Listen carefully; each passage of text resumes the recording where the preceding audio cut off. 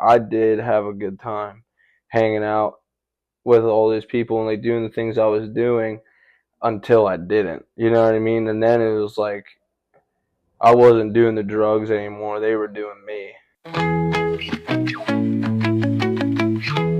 Hi guys. Hi guys. Welcome back to OTO. Episode number 8. 8. Wow, we're really doing it.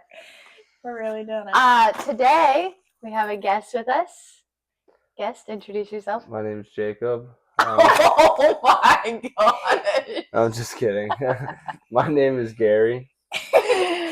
And how are you relative? Your relative. She's my baby mama. So this is my fiance, the father of my children.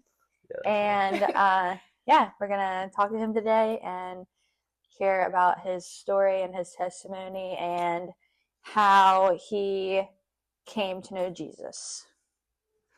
Okay? Yeah. All right. So we're gonna start from the beginning. What was your childhood like?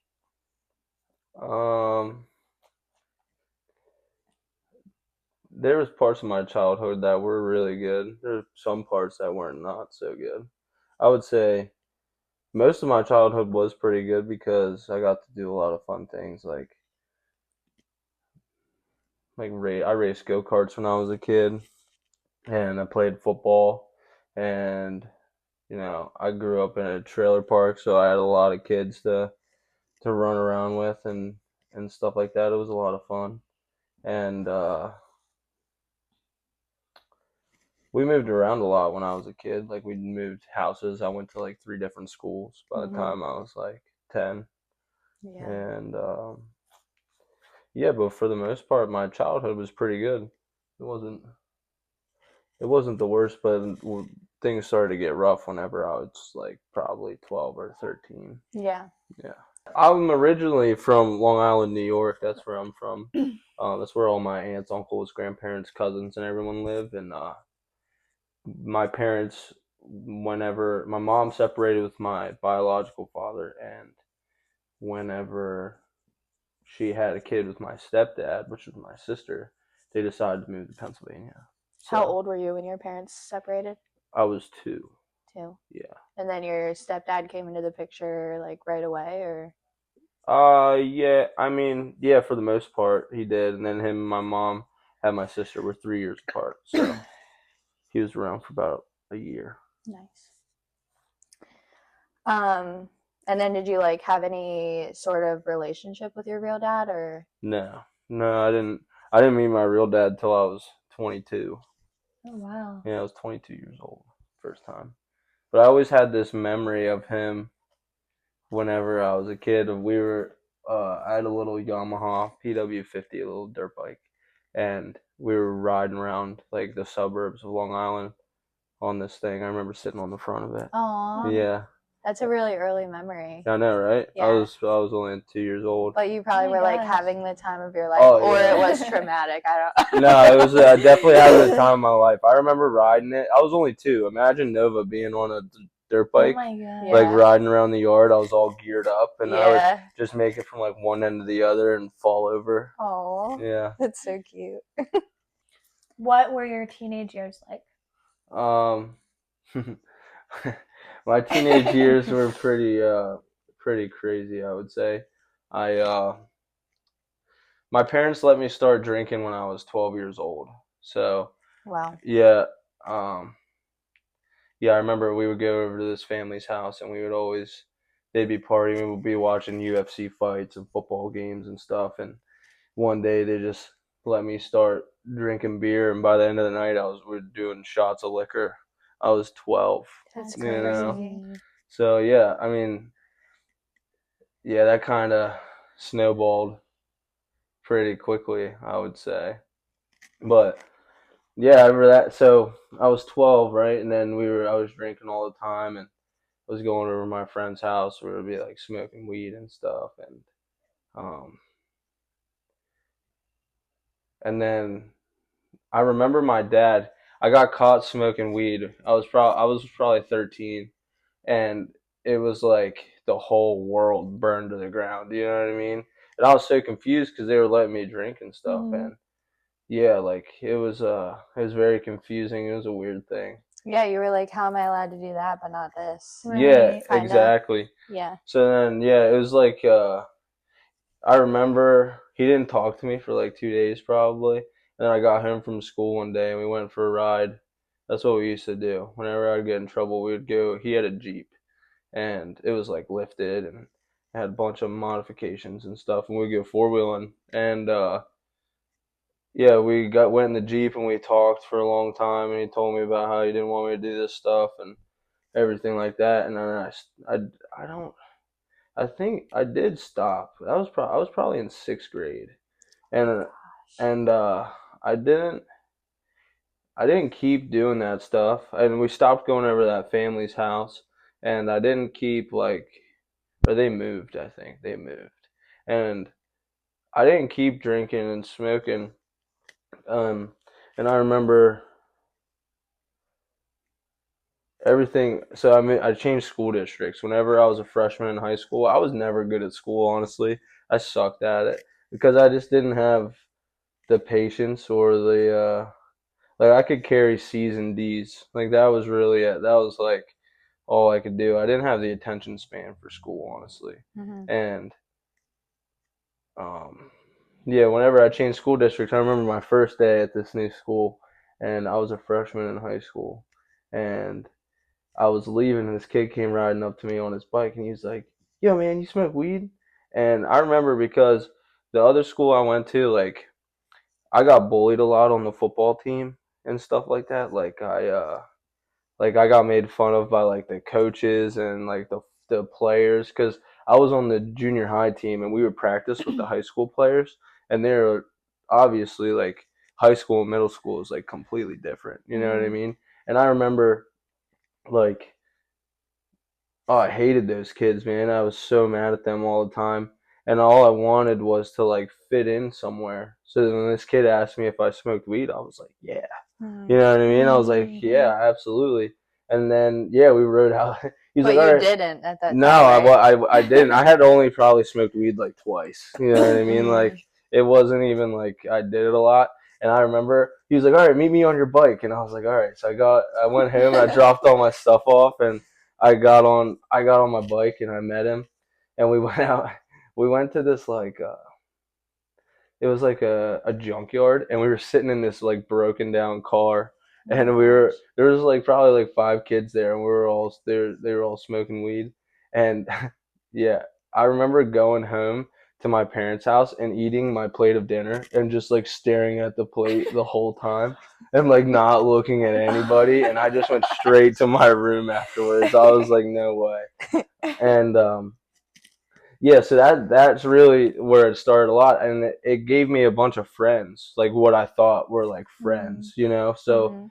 that's that's what I started doing. I was just hanging out with a bunch of kids that I felt like I fit in with, even though they weren't the best kids. You know, it wasn't exactly the group that I should have been hanging out with because I had plenty of other friends as well from Newport because I played a season of football with the Newport kids. I played midget football because of my age. Whenever I was a freshman in high school, I could still play down a year. Mhm. So I did because I knew that I was going to move to this new school. And that's I had a bunch of friends that were on that football team. They were all good kids, you know what I mean? And they didn't get in any trouble or anything like that. But I just wanted to like fit in somewhere so bad Yeah. that I was Mhm. just like, yeah, man, I do, yeah, absolutely, I do that. Mhm. So yeah, and then that kind of snowballed into other things, and yeah, I was probably that went on for a while, and I was probably without my parents knowing, I was like a sophomore in high school, and my I came home after hanging out with my friends one night, and I remember I smoked in the morning, and my dad was taking me somewhere. I think I was like going to get my no, not my permit. I don't know. He was taking me somewhere, and he was like, "Dude, you're really like chilled out." He was like, "Are you smoking weed?" And I just looked at him, and I was like, "Yeah." I was like, "Yeah." Yeah, And I was like, yeah, I'm Yeah. smoking weed. And he was just like, okay. He's like, we're going to keep this between me and you. He's like, I'm not going to tell your mom or anything like that. And then um, we went on this family vacation we went to Las Vegas. We went and like visited where my stepdad went to high school, like out in Barstow, California and stuff like that. And I when we got home, they got the papers in the mail that I needed to do summer school. I failed. I failed two classes, and I would have to take summer school. And right away, he told my mom I was smoking weed, like right like that off the rip. Just told her, Oh my god. and I was so mad, dude. It caused so much commotion in our house, and it caused like, oh, it was awful. You know what I mean? Like they wouldn't talk to me. They would just like scold me, and I was hiding in my room all the time, just playing video games. And then I started sneaking out to like go hang out with my friends because they wouldn't let me. Mhm. You know what I mean? So, yeah. And then that's basically I was just sneaking around, defying my parents for the next 3 years at least. Until they just gave up to an extent. You know what I mean? And I was just like, this is what I'm going to do. And then eventually I flunked out of school. I didn't play my senior year of high school football, which was like biggest regret. I played football my whole life. And yeah, I ended up dropping out of school. And within a few short months, I got my first DUI. And then, I mean, I guess when I was like 17, I started dabbling with like worse things. You know what I mean? Yeah, I started doing more bad things, and then um yeah, so I was 18. I was 18 years old, and I just got my DUI. Didn't have no college, no high school diploma or a GED or anything, and yeah, so my first DUI was 18, and my grandmother came to visit from New York, and I was out partying all day long, and um, I went and got some drugs, and I was doing drugs, and I got back to the house, and in the morning she asked me to get her a pack of cigarettes, and on my way home my car broke down, the rear end blew out in it, so I parked it in the garage, and I walked inside, and she was like, did you get my cigarettes? And I was like, no, I forgot, and I had all my drugs on me, and she was like, here's the keys to my car, just go get me some. And I was like, okay. So I took her car to go get some, and it was homecoming night in Newport, and I was speeding back through town because it was fast. I was like, damn, dude, this thing's sick. Oh my god. Yeah, I got pulled over, and I got caught with all the drugs, and I got my first DUI. Her car got impounded, and that was horrible. Like I went to jail. I spent a week in jail. That was Uh, your first DUI? yeah, it was my first one. I spent a week in jail. I got put on an ARD program, which is like they give you a chance to expunge your first one if you complete the program and stuff, like complete the probation without getting in any more trouble. And I was on ARD for probably like 4 or 5 months. I lost my license for 2 months. I just got a new car. I had a 2008 Civic Si. It was sick. I love that car so much. And then I turned 19, and a short month later, I was out partying all night, and didn't sleep, and I was on my way home, and I fell asleep, and I wrecked my car, and I got my second DUI. So Were you still yeah, on ARD at this point? yeah, I was still on ARD, and I called my probation officer, and I was like, I think I should go to rehab, and she was like, yeah, I think you should, and they sent me through a whole rehab program, and I did 4 months in rehab at that time. I went to a 30-day program, and then they sent me to a 90-day therapeutic community after that. And then I went back to where I was living with my girlfriend at the time. And yeah, she was smoking weed. And I remember getting out, and I was hanging out with one of my buddies. And we were driving to his house, and he was like, man, you went to rehab for drugs, but like you can still drink, right? And I just looked at him. I was like, yeah, like yeah, absolutely, Duh. yeah.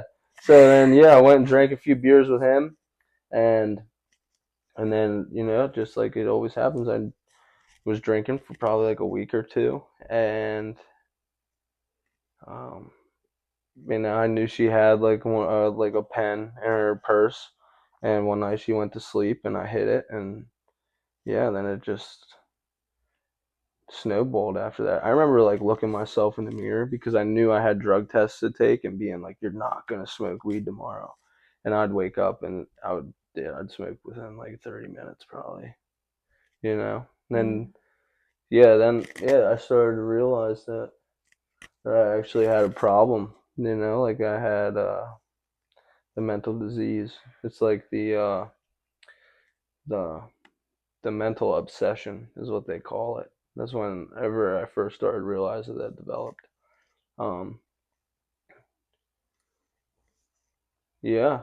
So that was my teen years. That's what happened by the time I ended my teen years. I had 2 DUIs. I'd been to jail, did a whole stint in rehab, and And then you ended up in New York living with your grandparents. yeah, I was 20,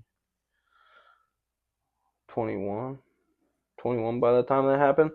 Because so after my second DUI, I went through court for probably 8 months, and they resentenced me for my first and second, and they gave me 90 days in jail.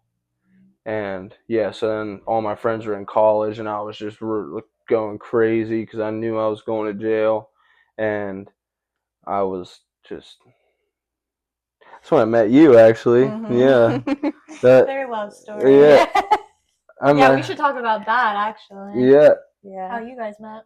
Yeah, so I was a fangirl of him. I was sitting on the sidelines watching him play football. And I was like, oh, I wish I was hot enough for Gary Johnson, but I'm not. Are you for real? Yeah. You're ridiculous. Wait, you like? She never even He had a tried. girlfriend. When you were in high school, Mhm. you went to his games and you thought he was cute? Yeah. Oh my gosh, Yeah. that's crazy. Isn't that Did you funny? know her? No. No. Yeah, No. exactly. No. I was a fangirl. So yeah, anyway, and then this is gonna sound so ridiculous. It is, right? Okay. So you were working at the trap house. That's what it was. With my cousin, and my cousin was dating my best friend at that time, and so her and I went there.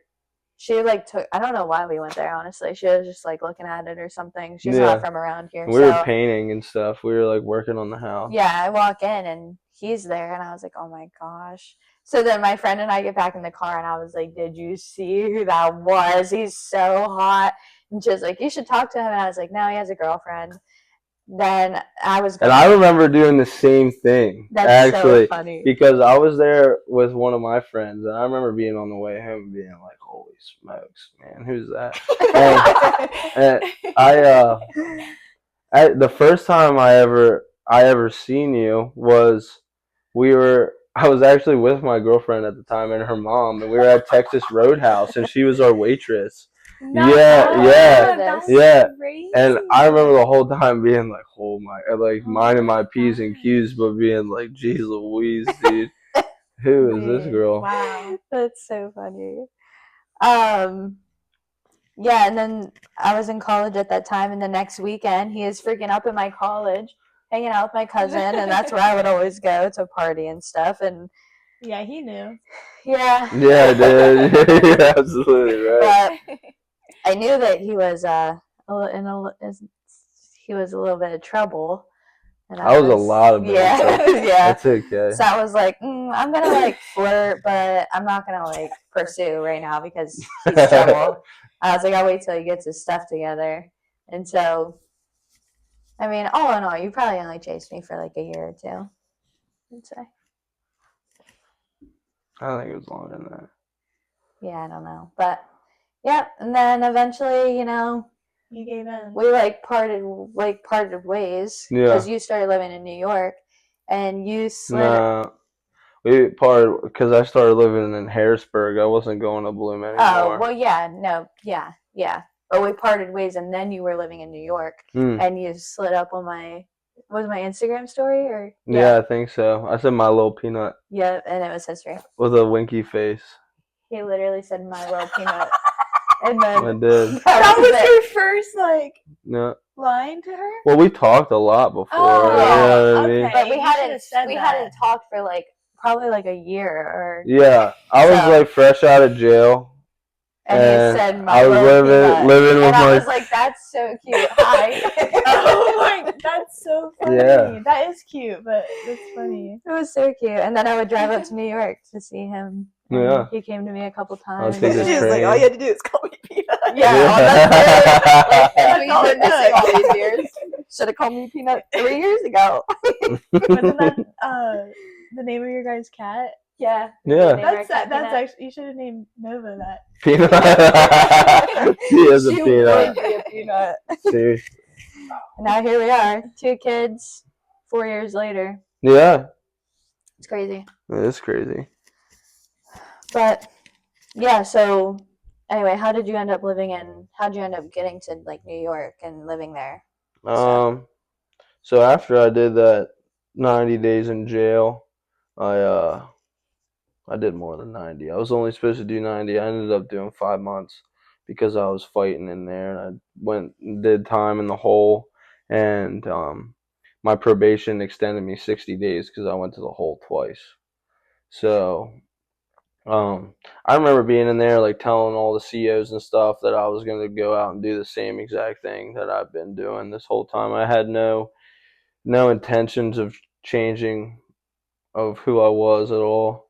And I remember like talking to my friends that were at college and stuff, like while they were at the bar, and they'd like put the bartender on the phone, and like I remember like, I was just so ready to get back out and continue to do the same things that I was doing, because honestly, besides like all the jail stuff and like getting in trouble and everything, I was having fun.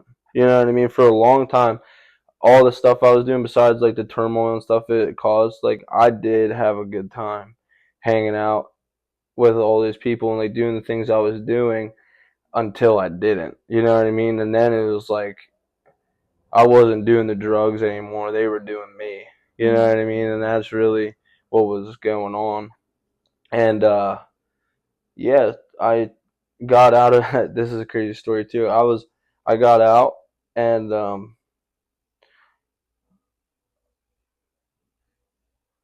I went straight to Bloomsburg, and I my friend picked me up, and we went up there. I met all my friends again, and they were like all happy to see me. And like my one friend was showing me the new Call of Duty that came out, and everyone's like giving me alcohol, and like we're smoking weed and stuff. We went to the bar, and me me and my one friend left, and we were in this parking garage waiting for people to let us in because it was like a key code, and both of our phones died, and nobody was coming out to get us. And I was like, man, I have to pee so bad. And he's like, just pee in the corner. So I walk over the corner and I start peeing, and all of a sudden I hear this cop go, get on the ground. He starts yelling at me, and I I didn't even have a chance to like zip my pants up or anything like that, and he's like yelling at me, like cuffs me and just throws me on the ground. And I got an underage and purchasing alcohol as a minor, and Worst luck ever. yeah, it was the day I got out. I just got out, and then after that, I went on the run from probation. I didn't call them or anything. I didn't go to any of my things, and yeah, I started living in Harrisburg, and that was really bad. That's when I started doing like really hard stuff. And I I remember one day being at this house and being so miserable, just like laying in my bed alone, like crying. And I remember like that was the first time I ever really cried out to God for the first time. And I kind of had an idea of what God was in my life because I used to go to at the trailer park. I would get on the bus on Wednesdays and we would go to youth group and stuff like that. And I just did it because I wanted to hang out with people, and it was fun. You know what I mean? Like the bus would come to the trailer park and pick us all up and take us. And I remember crying out to God. And like the next day, I was out in public. Like we went to Home Depot, and I was just like saying thank you to people and like being nice. You know, and that was not something I did. You know, like that was not at all. That's not at that time. That's not who I was. I was a very bitter, angry teenager, especially to people I didn't know. And yeah, I remember crying out to God. And a few days later, I was playing Xbox with my friends, and I had my headset on. And we're just playing video games, and the one of the girls that lived in the house came up and was like, "So and so just OD'd. We hit him with Narcan twice, and he's not coming back." And um, we called 911, and I ripped my headset off, and I ripped the cords out of the wall. I threw a jacket on, and I ran outside, and I could hear the sirens, and something told me to go back inside, and I did. And I went inside, and I went up, and I hid in a closet in the attic, and I see the flashlight like going in the room, and the cop opens up the closet door, and he shines the light on me. He's like, "Oh!" He's like, "It's all scared," and I'm like, "Yo, man." I was like, "I'm just scared, dude." I was like, "I don't know what's going on." He's like, "Get out of there!" And they take me downstairs, and they cuff me, and uh they asked me for my name and stuff, and I told them my name, but I gave them the wrong birthday. And they came back and they were like, "Did you ever have a driver's license in Pennsylvania?" And I was like, "Yeah." And they were like, "You're not showing up in the system." They're like, "What's your name and what's your birthday?" So then I gave them the right one, so I didn't get get charged for that. And yeah, so they're like, "You have a warrant out for your arrest. We're gonna call probation." And obviously they wanted to pick me up, so they took me. I went to the Dauphin County holding cell for a night, and I remember whenever they stuffed me in the back of that car, I felt so much relief, dude. I felt so good. It felt so good to finally be done with all that stuff and just to be like in a safe environment, even though like jail isn't a very safe environment, but like it felt so good. And I knew it was like an opportunity for me to like get my life together. And that time, whenever I was in jail, I was only supposed to do 30 days, but I did 4 months. And I met my sponsor, my first sponsor, the first time I ever worked the 12 steps or it was introduced. When I was in rehab, I'd been introduced to AA, but I always was just like, oh, that'll never be me. Like, I'll never do that. And that was the first time I was ever introduced to AA. I was on general population for a while, and they came down. They asked me if I wanted to go to work release to work and to do night hauls, and I was like, yeah, absolutely, because and I would have instead of a cell, like you're in a room and there's bunks and it's not as bad. There's like bigger TVs and like yeah, is less confined. There's a bigger shower. There's stalls. You know what I mean? Like it was really nice. And I remember I walked down to the um to the library and I got an AA book and I came back to the room and this dude was sitting there and he looked at me and he was like, "So you're tired of being a piece of shit, huh?" And I was like, "Yeah, man, actually, like that's why I have this book, to be honest." And he started just spewing out like stuff from the book, and he would say like what page, what line, and I'd flip to it, and that's exactly what it would say. And I was like, "What the heck, dude? Like, what's going on?" And yeah, he had 4 years clean prior to relapsing and ended up back in jail.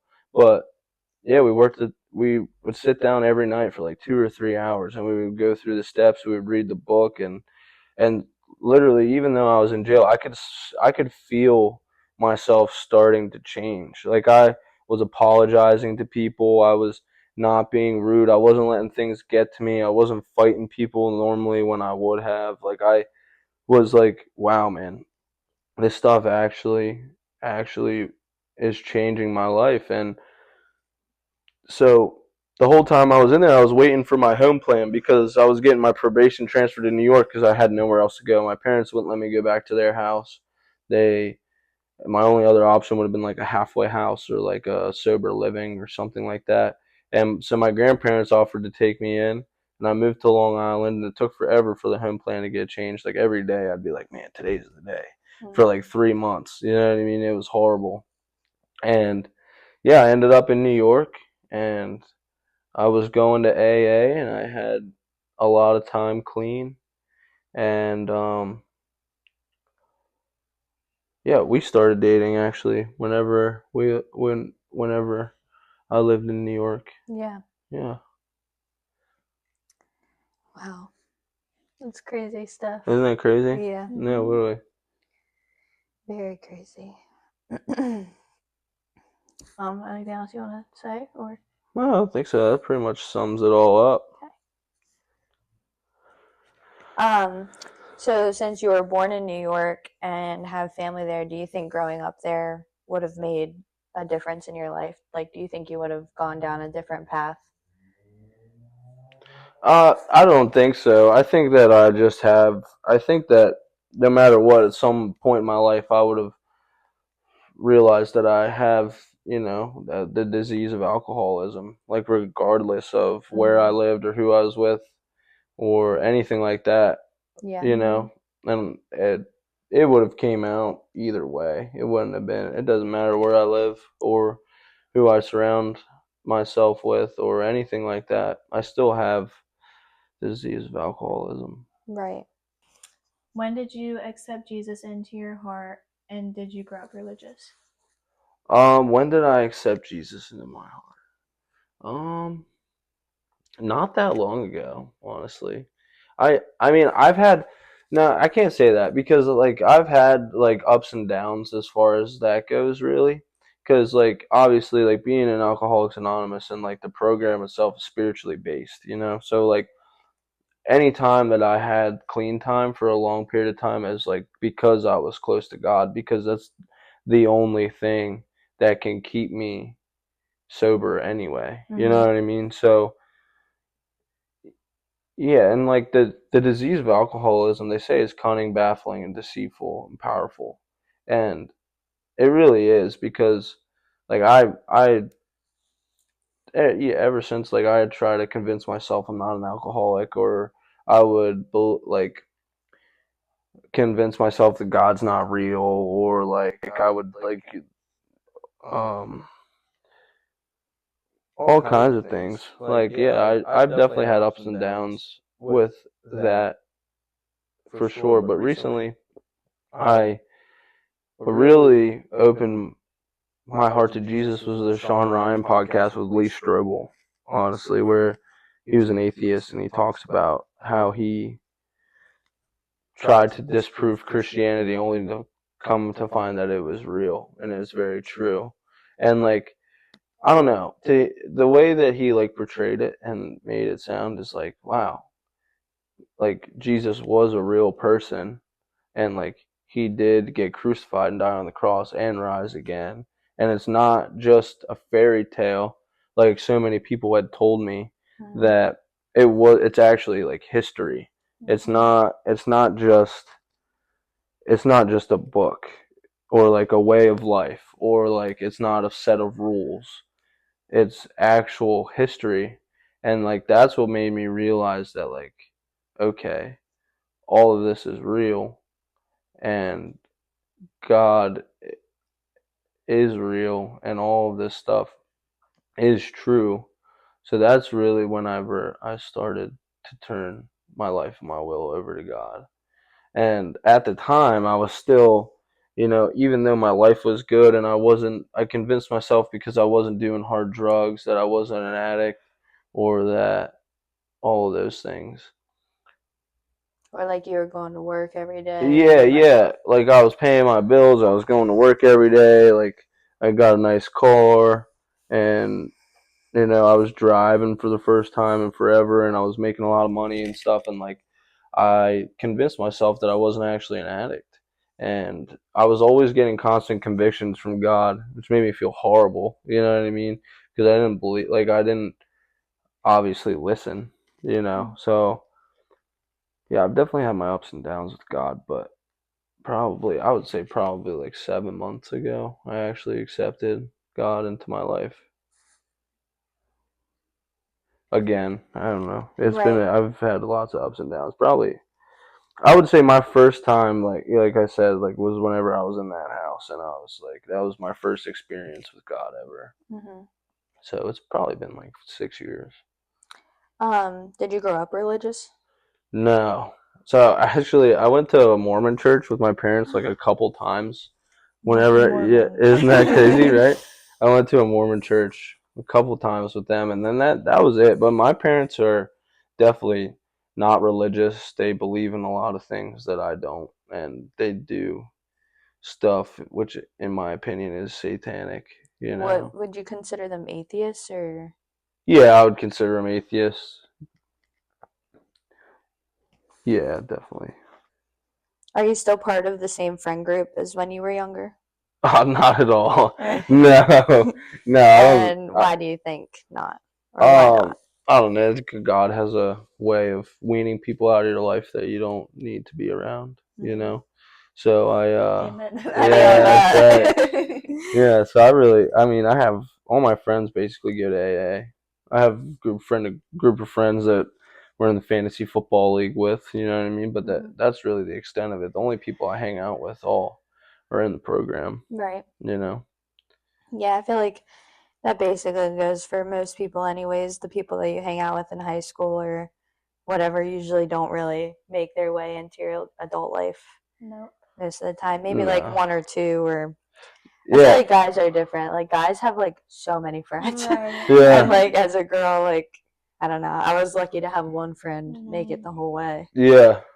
Well, there's like people who are that I played football with that I didn't talk to for years that like are now my friends. You know what I mean? Stuff Yeah. like that, or like, um, I feel like that happens too also when you become a parent. Like for me anyway, like yeah, yeah, becoming a mom has brought people like out of the woodwork that I haven't talked to since like yeah. 6th grade, but now they're a mom too. So they're like, It's hey, our lifestyles like mesh. You know what I yeah. mean? So yeah, definitely. One of my best friends actually I used to run around with. He's in the program too, which is actually really cool. Hmm. It's cool because I'm like in my head, it's like if he can do it, so can I. You know what I Yeah. mean? So It's inspiration. yeah, absolutely. And it's cool to do it together too. Yeah, Yeah. absolutely. That's It makes cool. going to the rooms easier because I remember when I was in Long Island going to AA. There'd be like 60 people at these meetings, man. And I would not want to raise my hand and share about nothing. You Mm. know, like I didn't, and everyone talked different. And like I was from a completely different lifestyle, you Yeah. know, from what like is. I went from Perry County, Pennsylvania to Long Beach, Long Island. That's You know what I crazy. mean? Like it Yeah. was way different. Right. Yeah. Um, has becoming a dad changed your life in any way? And if so, how? Oh, absolutely. Um, Being a dad, uh, has changed my life in so many ways. It's definitely helped me with my drive to make money and become like be able to provide for my family because the only person I ever really had to provide for prior was like myself. Hmm. And you always held up your end of everything, so it was like it wasn't. And like I never held a job in my life, and like I never like I didn't go to work every day and Hmm. stuff like that. Like I cared way more about other things than I ever did than like taking care of my responsibilities Hmm. and like having like little tiny innocent people to like rely on me Yeah. to provide for them has absolutely changed my drive as far as being successful in that part of my life. Right. And yeah, I love my baby so much. Me too.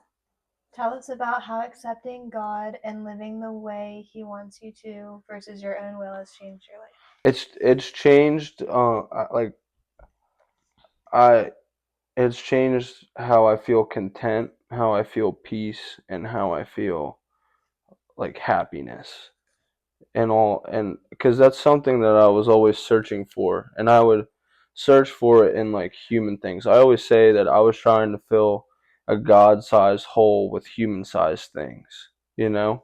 And that's what I did for such a long time. Like, I thought buying a new fishing pole would make me happy, or like money would make me happy, or like all of those things, and it never it never actually worked.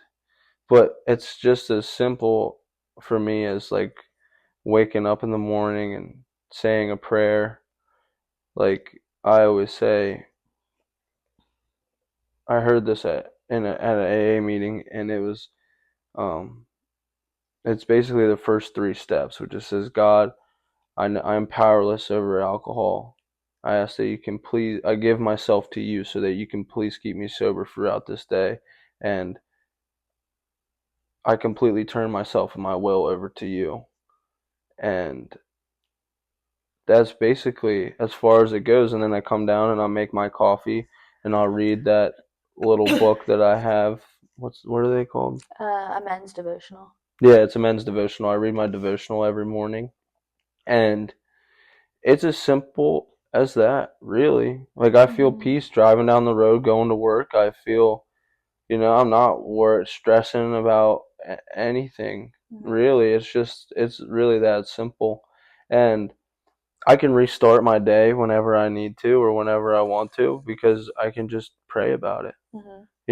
And it's really that easy. It's a simple program for complex people, Mhm. and that's really what it is.